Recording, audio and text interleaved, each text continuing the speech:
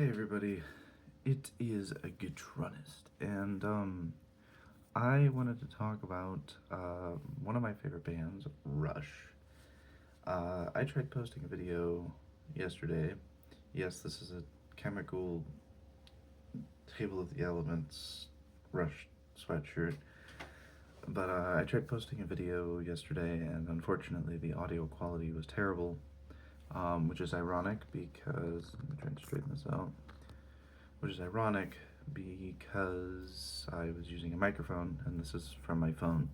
So there might be some other noises, but let's hopefully the discussion here will be cool to have. So recently it was announced that Rush will be going on a reunion tour, and they're going to be having an all-new drummer, um, playing all the parts written by Neil Peart. And I didn't want to talk about that specifically. What I wanted to reflect on is the um, lyrical quality of Rush, because I don't think it's overlooked that Rush has lyrics that really differ from a lot of other bands, but I don't think it gets discussed in a way that is um, tangible to actual, like, talking about it. And so I wanted to kind of start back at the beginning of their history. When they released their self-titled debut record, Peart was not in the band yet, and because of that, they were just kind of forced to scrape together whatever, lyrics and whatever lyrics they could, really. I mean, things like In the Mood, Working Man, and whatnot. Working Man was probably their closest to, like, what Peart would end up lyrically penning, but ultimately, um, it wasn't until Peart joined the band that lyrically they stepped up and really provided something that wasn't necessarily in short supply, but was not in the mainstream realm of music. Especially with a lot of the prog rock bands, you obviously have Genesis, who wrote like a 23-minute long epic called Supper's Ready. You had Vandergraaf Generator, which Peter Hamill is another great or brilliant prog rock lyricist. Pink Floyd. You did have bands within that realm um, penning higher quality lyrics, basically taking rock music from this. It's all about, you know, partying and escaping, and transferring it over to talking about real life issues, or telling full on stories through like an epic 20 to 30 minute long song. Um, Rush was not the only one doing that, but Rush was one of the few bands that ended up going mainstream to the point where, while they might not have been getting that wider recognition, um, they were lyrically drawing on a lot of literary influences, and this kind of helped them to take, Peart's, obviously he read a lot over the course of his life. He was really good at taking topics from like mythology, allegory, different stories, Lord of the Rings, Necromancer. The Necromancer, I think, is heavily derived or inspired from Lord of the Rings. Cygnus X1 pulls from Greek mythology, takes a bunch of different ideas and clashes them together.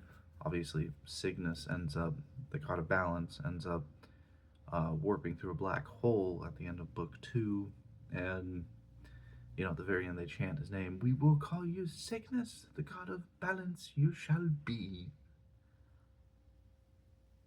Anyways, but Peart had a way of taking a lot of those literary concepts or um, mythological references, as well as philosophical ones, especially in 2112. And eventually, as he matured and developed his own style, it would translate over to things like talking about, sort of rural or middle class culture, including Middletown Dreams, uh, The Body Electric. Um, let's see what else. Red Barchetta.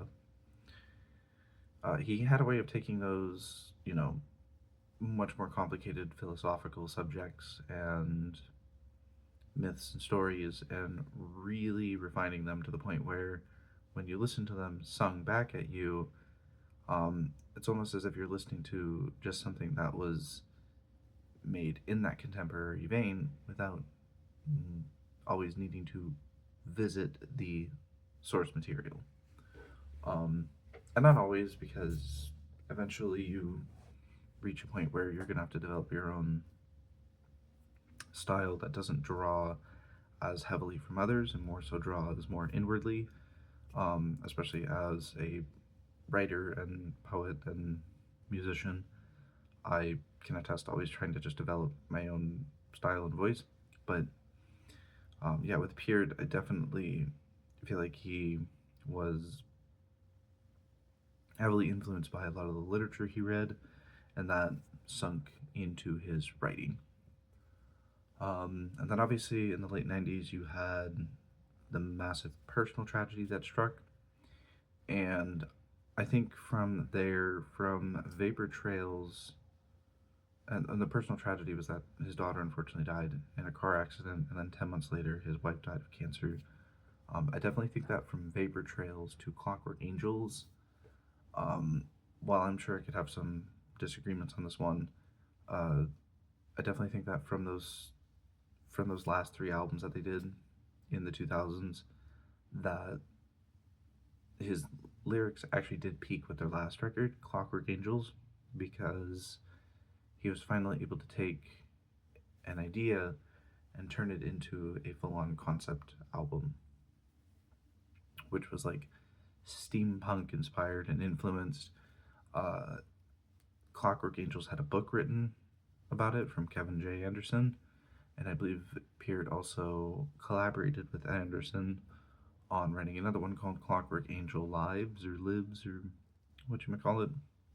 I know I'm trying to be fancy here by saying the word what you call it, but yeah, it just lyrically, I feel like Rush took things that would be glossed over in a lot of literature and in eras derived from early Greek mythology and Roman mythology, and the Romanticist era. Xanadu is heavily inspired by Kubla Khan, if not directly inspired, and took them and presented them in a way that made them more entertaining and evocative. It made it easier to gravitate towards those topics and subjects. Um, but yeah, so I think that'll do it for this video. I'm not really sure what exactly I'm intending to accomplish, but I just wanted to talk more about the lyrics. He does end up drawing on a lot of different eras of literature, and I think he ended up developing his own unique style over time. Peter Hammill would be another lyricist I'll discuss, and I think Peter Hammill, I would have to devote with Peter Hamill's lyrics, I would have to devote an entire hour or two. So at some point that'll be happening, but otherwise, Rush Sweatshirt wanted to talk about Rush.